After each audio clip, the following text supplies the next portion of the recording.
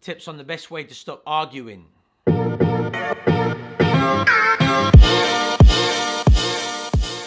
This will be one of the questions that I keep getting asked, and I'll probably always get asked, and there's nothing wrong with that. But how do I stop arguing in a relationship, especially my spouse? How do I stop arguing with my spouse? So the best way to stop arguing with your spouse is to stop arguments before they begin. You'll always have disagreements, you'll always have frustrations, but you don't have to always have these arguments. Paul says in Ephesians is that you can have peace, and that will produce unity, but you have to have these three elements in your character, these three characteristics. And what those three characteristics are: humility, kindness, patience. Those three things have to be part of your Christian experience. They have to be played out in your life. When you have these three things, you're going to have peace, and when you have the peace, then you're going to have unity. 90% of arguments, they're two people saying the same thing for a long period of time, going around and around and just taking it up a notch. The reality is, what the Bible tells us is that that's not really going to help you resolve the issue. If you disagree with somebody, the best thing is not take it up a notch, take it down a notch. Let's slow things down. Let's talk about why. Let's talk about how. What do you think? How do you see it? That's the best way to come to a place of agreement, not to take it up a notch. Let me show you what that looks like. Is that if me and my wife disagree about something, sometimes in the past what I've done is I just keep repeating how much I like it and how much I would want it, and somehow thinking that that's going to change her mind.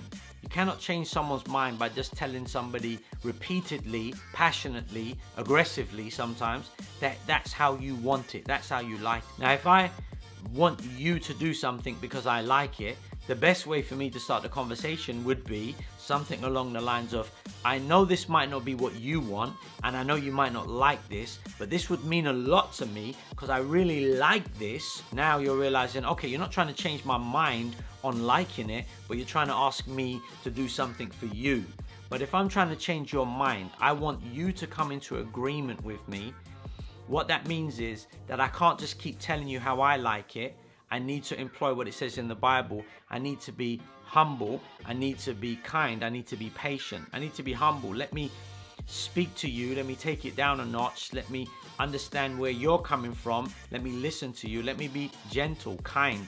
Let me communicate in the right way. Again, not becoming more aggressive. Even though you don't agree with me, I don't have to tear you down. This is not a character assassination because you don't agree with me. I've got to stay kind. Remember, I'm trying to change your mind on something or show you how I see it, that I believe your mind can be changed.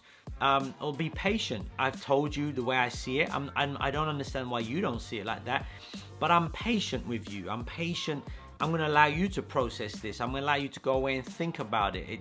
Not everything has to be done now. It helps me to understand. And many times in relationships, in marriages, in families, and all of these things, once you've exercised humility, kindness, patience, the way that you've communicated that, many times people will go away and they will come back, and if you are right, they'll be like, you know, I see your point. I get what you're saying. I see it. I agree with you. I see it now.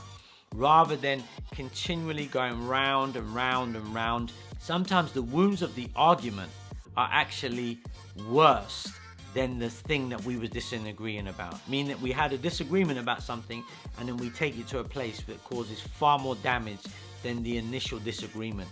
This is why in Ephesians 4 we see how to do this. Ephesians 4 is really speaking about putting on the new man.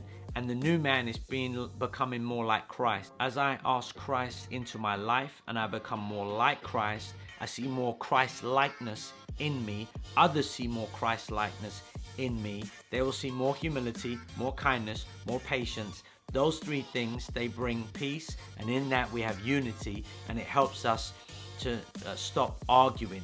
And so the best way I see to stop arguing is to stop arguments before they start. Maybe you can share this with someone that you think this could help, or maybe sit down and watch this with your spouse and maybe discuss it. Hopefully it's been helpful. Peace.